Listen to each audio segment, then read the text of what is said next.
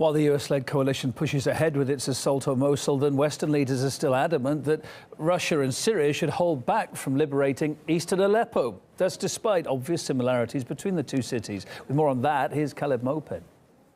There are two Middle Eastern cities in a state of war, both densely populated, both with a heavy militant presence, both in the middle of active anti-terror operations. In Mosul, U.S.-backed Iraqi forces are battling ISIL. In Aleppo, Russia-backed Syrian forces are battling al-Nusra and its allies. Humanitarian organizations are raising concerns about civilians in both hotspots. But when Western leaders speak, it seems that what is a sensible anti-terrorist operation in Mosul just doesn't make sense in Aleppo.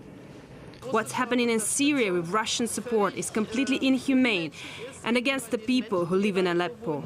What needs to happen is a cessation of hostility, and the bombing needs to stop.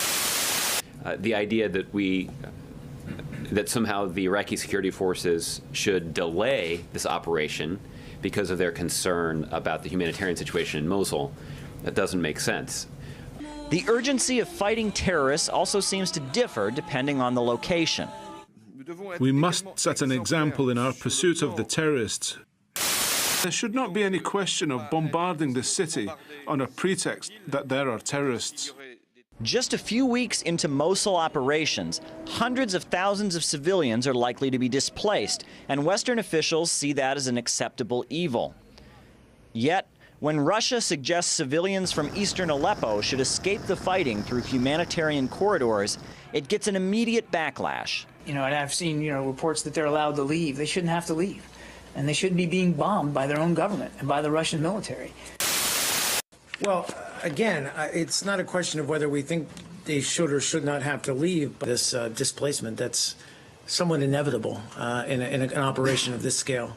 Sometimes even the U.S. State Department gets confused as to which city is which. The concern about the humanitarian situation in Mosul, that doesn't make sense, end quote.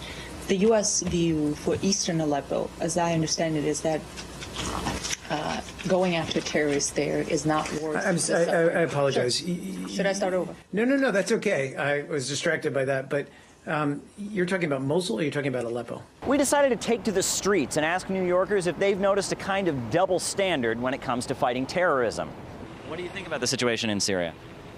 I think the situation in Syria is awful. I think the situation in Iraq is awful. I think both situations are awful. There's a struggle between Assad, ISIS. We think the Russians might be backing it. It's pretty complicated. Have you heard about the humanitarian disaster in Aleppo? No, I have not. Okay. Have you heard about the humanitarian disaster in Mosul? No. I'm sorry. The USA and Iraq are bombing Mosul, which is a city to fight the ISIS terrorists, right? And there's a lot of civilians being killed in both cities. Right. And U.S. leaders have called on Russia and Syria to stop bombing Aleppo because of civilian casualties. But there's also civilians in the other city. Isn't that kind of a double standard?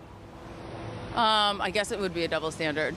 I think that there must be a reason as to why they're doing one thing or the other. I do trust the leaders. Why are we trying to stop the Russians and the Syrian government from fighting al-Qaeda and ISIS? I don't know. Yes, civilians are in danger as terrorists clash with internationally recognized governments in both cities. But how much concern comes from Western leaders? That really depends not so much on what's being done, but rather who's doing it. Caleb Maupin, RT, New York.